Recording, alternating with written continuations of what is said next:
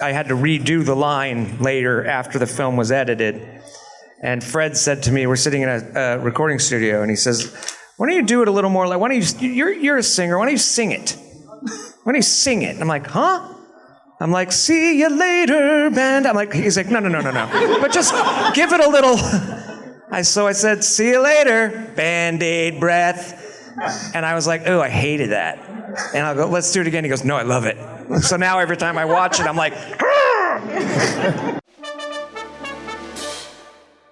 You know who to call if you have ghosts, but if you know who to call when you have monsters, then make a whole lot of noise for the cast of the Monster Squad.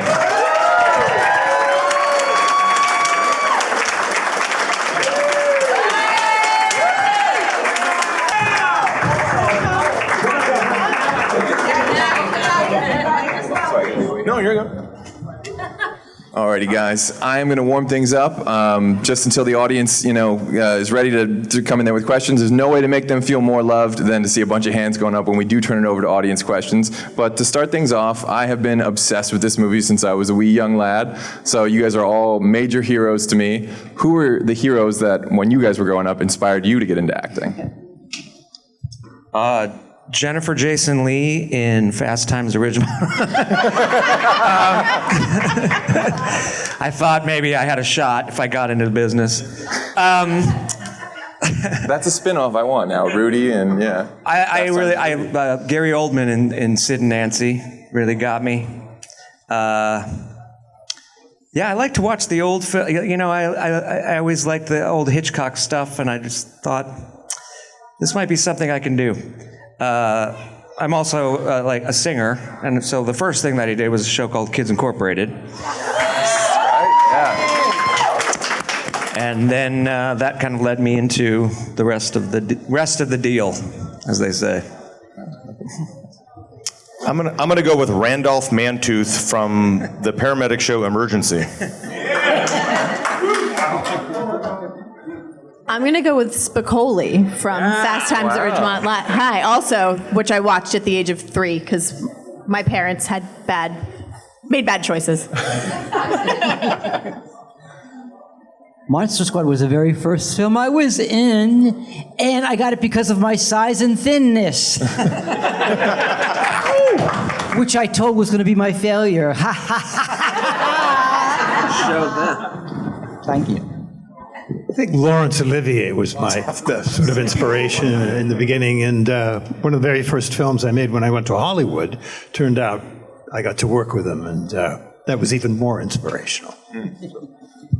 So any memories of the casting or audition process? No doubt. I think we all have great stories. I mean, Michael's a great story, Duncan's a great story. Mine was super simple and quick, is I never auditioned for the role of Sean Crenshaw. I had actually auditioned and screen tested, went all the way through the run for the role of Rudy.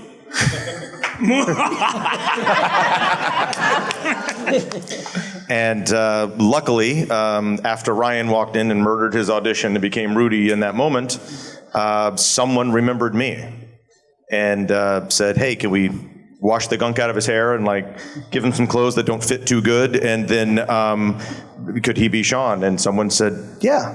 And so here we are. Amazing. I remember nothing. I just was probably an audition like any other audition, and I went in, and then one day my mom was like, we're gonna go to set and be in a movie, and I was like, cool. What do I say? Where do I stand? Actually, a friend of mine saw a small, little, tiny blurb in Variety magazine, Variety paper, and it said, "Wanted small man, anorexic type to play a mummy in a monster movie." So I went to Columbia Studios, Sony Studios at the time, and Fred Decker, the director, he was having a big argument, and he said, "Walk across the floor." So I did. He said, "Walk across the floor and drag your foot." So I did. And then he went back to his argument, and he got back to me, and he said, "Walk across the floor and do something with your hands." So I went like this. And so he went back to his argument, and he goes, "As far as I'm concerned, you got the part." I remember going in several times to audition for the role. And I know there was a lot of other guys who were up for it as well, but I spent most of my time arguing with Fred Dekker about how the role should be played. So in the end, I was rather surprised to end up in the movie at all. It might have had something to do with that kind of orneriness that actually got me the part, for all I know. So there you go. Wow. Amazing. So you mentioned Fred Dekker, one of my all-time favorite filmmakers. Yeah, great guy. What were your first impressions, everyone meeting Fred? A guy that was very enthused. For me, it was meeting a guy who was very enthusiastic about the stuff he grew up with as a kid. And he was translating that into something he was trying to make. And that was very evident. But the one cool thing about when Fred and Shane were writing the script is what a lot of people kind of relate to, the fact that everything seemed a little kind of like them and it was a little real. Because I think they actually put words on a page and then it ended up on the screen with something with a lot of heart and authenticity that captured the moments why everybody related to these characters and the situations. And I think the main reason was Fred and Shane had just got done being kids not too long ago when they actually put this to paper and then started rolling cameras. And I think that made a big difference. But Fred was always very conscientious about taking us as the kid group and explaining what he wanted, what we were trying to do, where we were, and keeping that connection so he could go with the adults and continue to make a movie into the night. And I'm sure it was a hard balancing act for him, but it was, it worked out, I think. I guess my first impression of Fred and Shane, I didn't answer my audition question. Thanks for giving me that time. Sorry.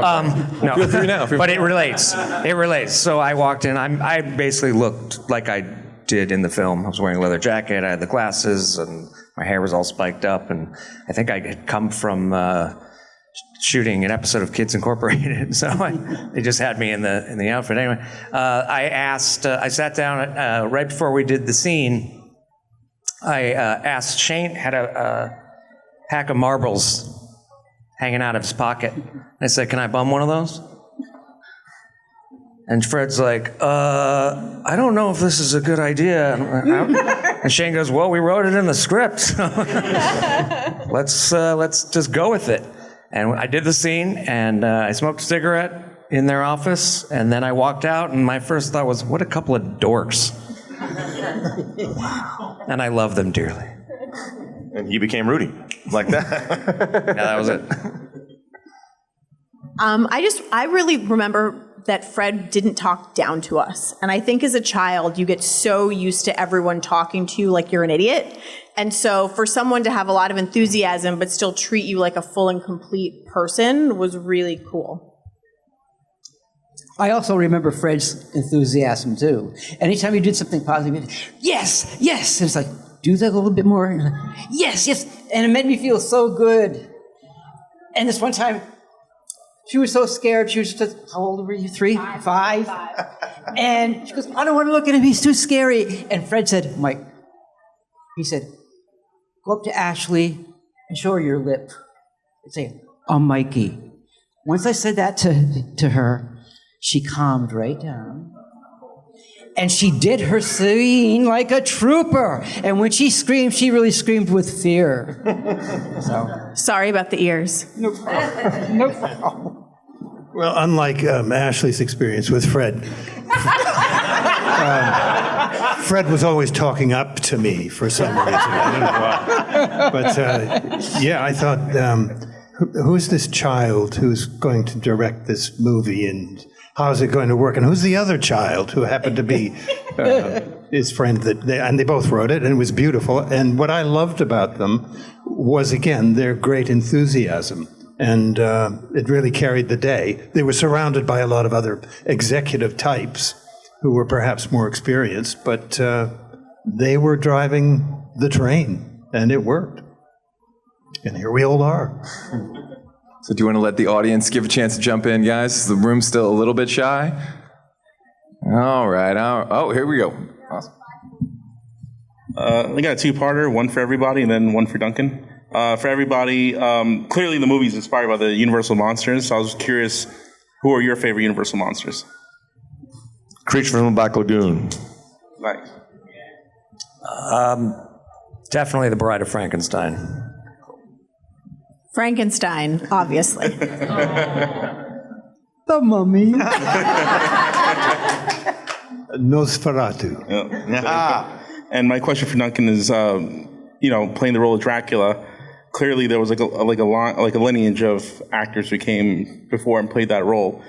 Did you feel any pressure to bring something of your own to it, or did you kind of want to see what you can take from previous performances? No, with great determination to bring something of my own to it, for sure.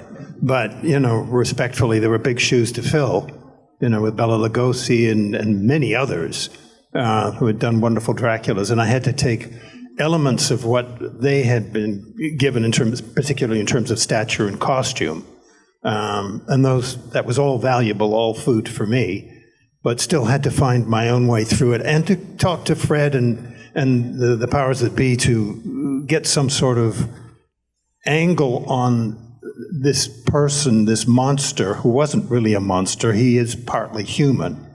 And to put that humanness into the character, which is perhaps the most dangerous part about him. He's a sociopath, he's a psychopath, and he's psychotic as well. And he knows exactly what he wants. But it needed to be tempered with a bit of humor as well. So he had to have the, let it begin, meeting adjourned, that kind of camp attitude to him as well.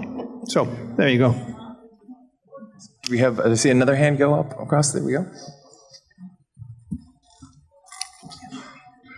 Hi, this is for Duncan. I was just curious, you mentioned about how you had a lot of strong thoughts on the Dracula character. I was just curious your thoughts on that in the movie. Seemingly dynamite is Dracula's primary weapon of choice, which I feel like you do not see in very many portrayals of Dracula. Yeah, no, that's a new one. I mean, that was one of the wonderful things about it. You could add something as bad as dynamite to it, especially with children. Why not? I mean, who hasn't wanted to dynamite a child? Exactly. Right? I think there was one on the plane when I was coming here. Wow. There's little Michael Faustino. Like I was scary just to look at me, but I wasn't really threatening. I was just a mummy. And he came up to me and he said, "Hi, Mr. Mummy." And he bonded with me immediately. When I ate food, he wiped my mouth. He says, "Are you okay?" And he was he took care of me. And he'd hold my hand and while we were walking, he said, "Are you okay, Mr. Mummy?" It was very sweet, it was very enduring. And I got along with all the kids. And it's I just really loved it. And when he did that, he just bonded with me immediately. He was my little protector. Yes. I think there was another hand up over here. Hey everyone, I think it's so cool you being here, especially with the anniversary of the film being this month on the 14th. Thank you. My question to you all is, do any of you have children, and what did your kids think of the film? I know it was everything for me watching when I was a kid. No one could tell me that I was not in the Monster Squad, so I would love to know how your kids thought of the film. Yeah, my kid is now 33. And he's a musician. And one of the times that I went to go see him in his band, No Parents, ha ha ha. Good job, Ryan. Yeah, I stood in the back and went, no. On stage, he was wearing a Monster Squad t-shirt. And I thought that was just the coolest thing I'd ever seen. I'm like, yeah, proud dad. I think I'm the only other one with kids, right? Oh, wait, you go next. You go next. Well, my little boy is 53, so he's a dynamite kid, too. Anyway, he loved it. He loved the movie. I have two kids that are 8 and 4, and they have not seen this movie yet. Because I'm worried they'll be scared, but I told them that this Halloween they could watch it for the first time. So maybe after they watch it, I'll do a little Instagram story or something with them saying what they thought of it. They'll be like, oh, Mom, you're so lame. So I think I saw another hand, did I not? Right here. Excellent. Thank you. Actor Tom Noonan, I mean, every time I see him in the interview, he comes off brash, like really tough, okay? Was he like that on the set? Pussycat. I always respond when people ask what it was like to work with Tom Noonan. I have zero idea. Same. We did not work with Tom Noonan. We worked with Frankenstein's monster. One of my favorite scenes in the movie actually is with Tom. It's sort of a, very much more an intimate connection between Dracula and Frankie. And I enjoyed the scene very much and working with him. Yeah. I think actually. Yeah, I always say I met Tom for the first time in 2007 at one of these conventions, actually. I thought it was cool. It's like I didn't really work with him, but it's like when he'd walk by me, go, and I go. So I thought he was a kind He of. did with me. He went like this.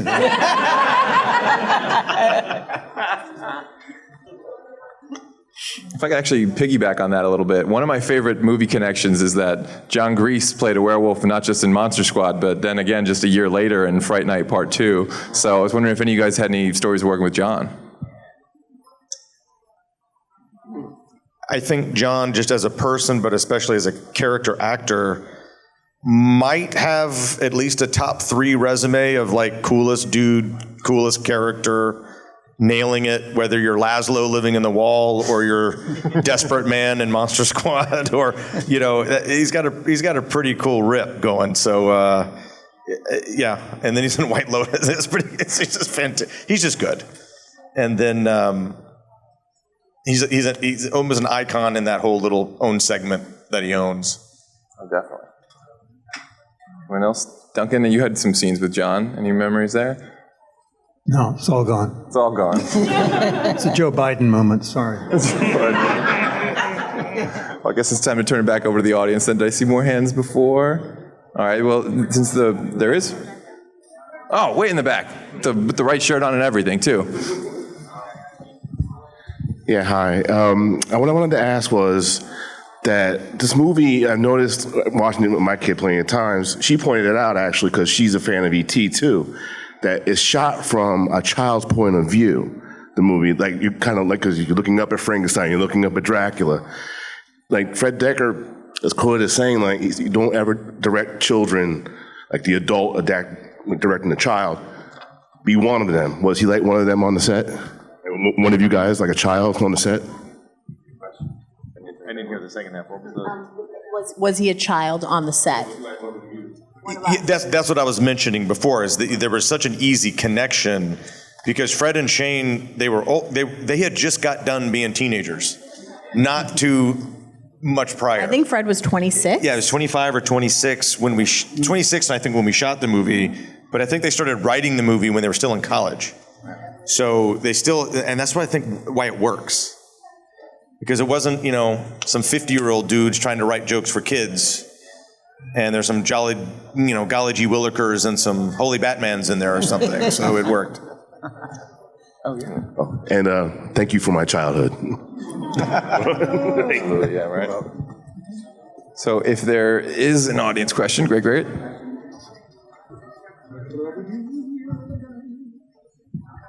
Hey, guys.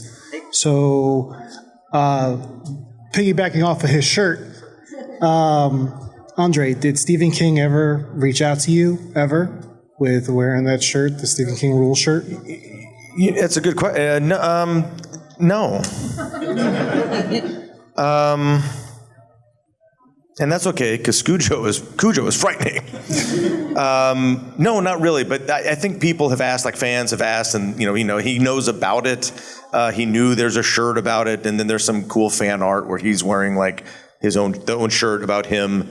What I get a kick out of is, when we're appearing at stuff or screening, or mostly conventions, and someone has the Stephen King Rules shirt on, or, someone brings it. They come up and go, "Oh, Stephen King does rule. I like him." And Ryan would be like, "Are you a Stephen King? Do you know that's a shirt from a thing?" And they're like, no, I just read Stephen King books. We're like, good. You're not kidding. They're mainly on the other side that never seen Monster Squad, which is totally fine. But I think what's interesting about the shirt, and we've got one, we've got at least one in here, and there's a couple roaming around, is that was just it was a character description in the script. You always kind of give a visual representation of, the character in a script the first time you introduce it on the page. And it said, Sean Crenshaw, 12, lead dork or something like that, right? And, likes to draw in class, and he's sitting in the principal's office wearing a homemade iron-on shirt that reads Stephen King Rules. Which if you can't buy, you can't now, but back then you couldn't buy those because they didn't exist for a reason. And to make one of your own and then to actually show up in school in that's an ass whipping probably. But Crenshaw does it because that's his guy.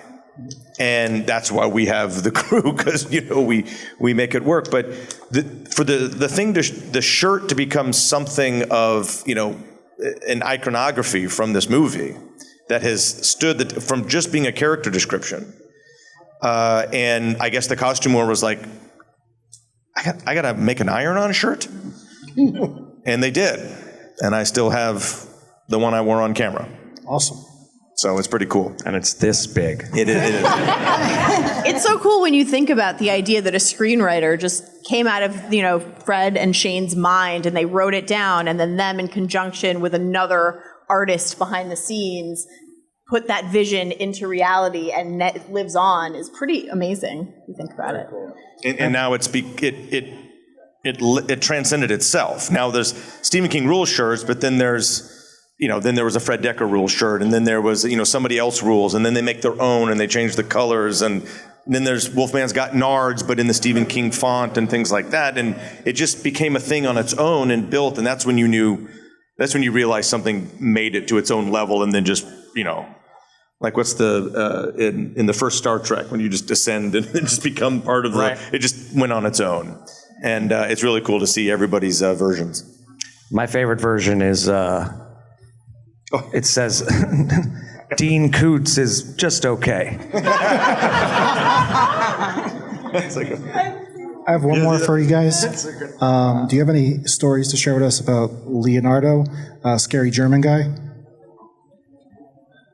I saw him on an episode of Kojak like 3 weeks ago. It was awesome. I think as kids working with, especially folks like these, their presence and their gravitas you would think it's intimidating, but it's just shoring. It kind of shores you up a little bit. And Cimino was just, you knew this guy. I'd never worked with him before, didn't meet him before, but you realize this guy's super solid and knows exactly what he's doing. And just keep up and just kind of be right there with that, and you'll be okay. Yeah. And that's what I think the shooting experience of Monster Squad with a bunch of young kids, even though a few of us had worked quite a bit, but we're still 13, 14 years old. To be around the cast of characters like Duncan, like Tom, like Stephen Mock, like Mary Ellen Trainor, like Cimino, John, was such a juxtaposition to be a part of that with them, and that it really makes an impact when you kind of realize it. So it's kind of awesome. Actually, I could piggyback on that a little bit. Speaking to the point of the film becoming more successful a little bit every year, kind of aging like a wine. Is there a point in any of your lives where you kind of hit this hard realization, like, wait a minute, there's a huge following for this? And if you could talk about that at all. I was pretty shocked. It's kind of because when it came out, it was like, and all of a sudden it's this cult following. It's like the Monster Squad. It's like, and Dominic Menacini called me. He said, would you like to do some things with, it's like these conventions? I said, yeah. And he said, we're going to have Monster Squad reunions. I said, and there's so many fans. And it just blossomed and everything. So, oh my God, this was my favorite film when I was a kid. I love this film. I watch it every week, every day. It's Listening to people's stories is pretty wonderful. But it really surprised me. I thought, this is cool. It was really nice. That's awesome. I was living in San Francisco at the time, and I got an email just randomly from a guy named Eric Vespi, who was with Ain't It Cool News at the time. And he just said, hey, we're going to do a screening of my favorite movie of all time, The Monster Squad, in Austin, Texas, at a place called Alamo Drafthouse. And my first reaction was like, huh? Why? He goes, no, we're going to fly you out. We're going to put you up in a hotel. And I was like, well, that sounds pretty cool. There'll probably be like 4 or 5 people there. Say hi, talk about the movie a little bit, what I can remember. And then we got there, and it was like 2 sold-out shows Easter weekend. And it was pandemonium. It was insane. I was like, what the? This is real? And like, they're like, you don't understand. And that's when it really started to register for me, because I was just playing in bands in San Francisco. You know, like, I didn't know anything that this was going on at all. I had no indication whatsoever. That's so wild. So, yeah, I was in college, and I walked into someone's dorm room, and there was a poster of the movie on the wall, and I was like, what? And they were like, yeah. And I was like, you've seen that movie? And they were like, yeah. And I was like, I was in that movie. And they were like, stop. Like, no one had any idea. And then I actually had emailed Andre out of the blue about something else after we hadn't spoken in 20 years or something like that? Almost. And it was right before the Alamo Drafthouse thing in Austin. And he was like, hey, I'm going to this thing in Austin. You should come. And I was like, sure. And I had the same reaction as Ryan of like, wait, what? It was an interesting kind of 3 or 4 months leading up to that first screening. Ashley emailed me, and we emailed back, was like, oh, I'm talking to Ashley Bank. This is awesome. She's in New York. I really emailed cool. him because I was producing an indie feature, and I wanted him to be in it. And I was like, I should email Andre. It's been a while. Like, literally out of the blue. Wait, we still never did that movie. No one ever did that movie. Oh, damn it. And then I think it hooked into Ryan and these guys, Eric and Aaron Morgan. It's like two or three individuals on the Austin side that are responsible for all of this, technically, of lighting that fuse. And then it was Ashley, Ryan, and myself and Fred got to go to Austin. And the internet. And then it blew up, and everybody had the internet to connect on. What years are you talking about? That was 2006. Okay. Yeah. And then the next year, we did the very first convention, and we actually in New Jersey. Was Monster Mania in Cherry Hill, New Jersey, was our very first convention. Right. We went, and that was we thought, I think we've always talked about this, we're like, oh, this is neat. This will kind of get a little bump. Like, maybe this lasts like a year. We could do a convention next summer. Yeah, to describe the popularity of the film.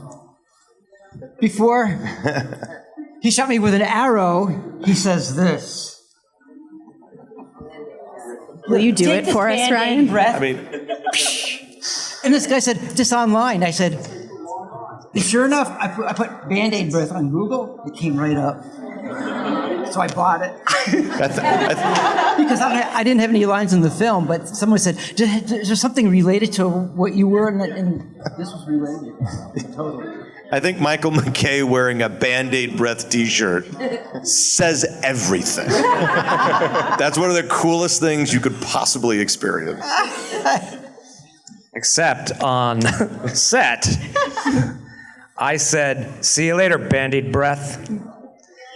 And it did not register in audio very well. So we had to, I had to redo the line later after the film was edited. And Fred said to me, we're sitting in a recording studio, and he says, why don't you do it a little more like, why don't you, you're a singer, why don't you sing it? Why don't you sing it? And I'm like, huh? I'm like, see you later, band. He's like, no. But just give it a little. So I said, see you later, Band-Aid breath. And I was like, oh, I hated that. And I'll go, let's do it again. He goes, no, I love it. So now every time I watch it, I'm like, Well, it's a great segue to ask everyone what their favorite line is in the movie or favorite scene. That's not mine. I like the shirt, though. I might wear the shirt. There's a few. But obviously, I'm in the goddamn club, aren't I? Hell yeah. I mean, obviously, I'm the first person ever to say the word nards when I say kick him in the nards. So that's kind of cool. But I think my favorite movie in the line is Ashley's off screen. I heard he killed his dad. Oh, God. What's my favorite? I think my favorite is Duncan's line. What would that be? When he says, let it begin. That line. Which one? When Duncan says, let it begin. Ooh, let it begin? Let it begin, I think, is my favorite line. Yeah. That's a good line. Michael. Oh, there are so many classic lines in this film. It's like I can't think of my favorite right now, but there are so many classic one-liners in this film. It was terrific.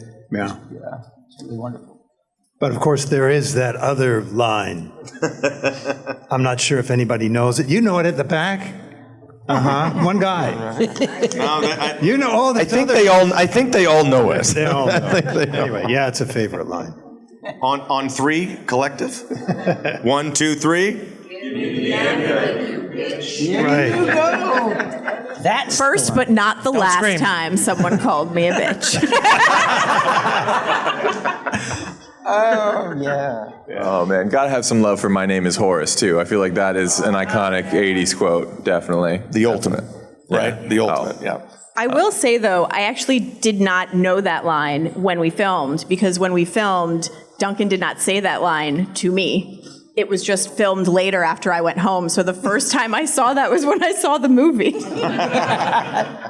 You didn't remember me saying that to you? You were didn't screaming say it too to much. me. I did say it to you. You did? Yes. I blanked. I blocked it out. It was so scary. No, you were screaming. I'm sure you. You were very scary. I was screaming too. I mean, I was standing off to the side when they were shooting that, and when she started screaming, I had to like put my hand over my mouth because I was laughing so hard. I was like, You jerk. I was saying, where's the dynamite? Dynamite kid. So do you want to give the audience another chance to jump in, guys? So shy. Well, all right, one I want to leave you on then. Would you like to see a Monster Squad 2? And if so, or any reinvention, what were your hopes for the future of the Monster Squad franchise? Franchise. It's a franchise to me, damn it. Well, we better be in it. sign it. Just tell me where to stand. Basically it. Yeah, that's pretty much it, right? Yeah. Absolutely. Others can come and they will go, but we will remain. I love that. There's so much you can kind of do if now we're doing universes and stuff, right? Not multiverses, those are weird. But although we are the movie that opened up a portal in another dimension.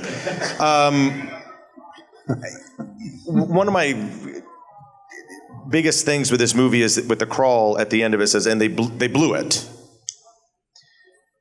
But that's a thing because they cut out the scene that explains it, and it's a wonderful scene, and there's a fantastic photo of Duncan getting staked against a tree because Van Helsing gets him.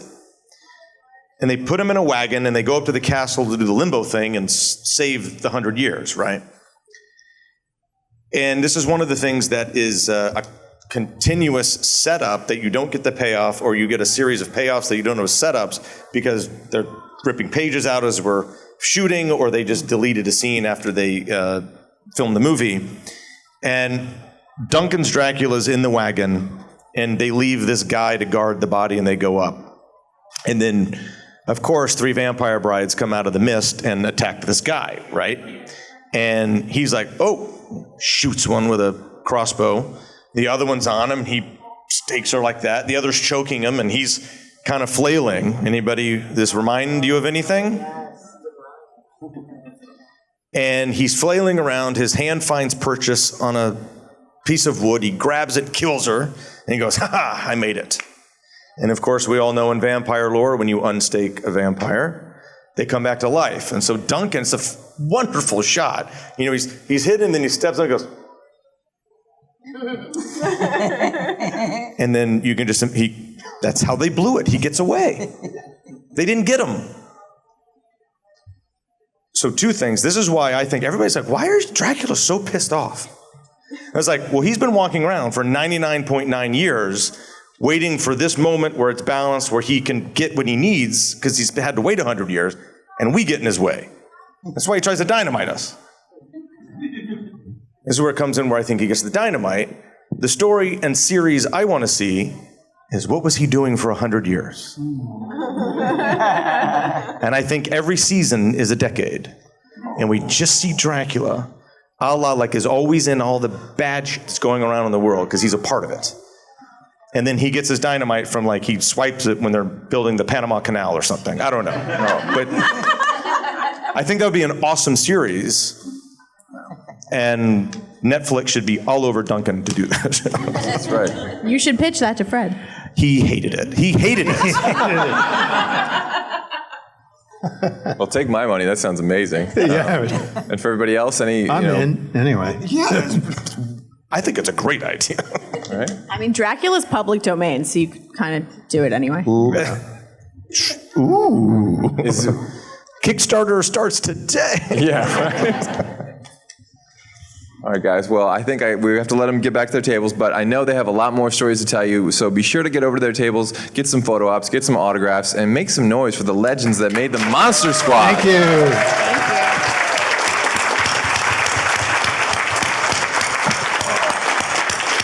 Hey, this is Jay Lee from the Oroville, and you are watching Fandom Spotlight, which is out of this world. You should watch more and have fun and follow your fandom.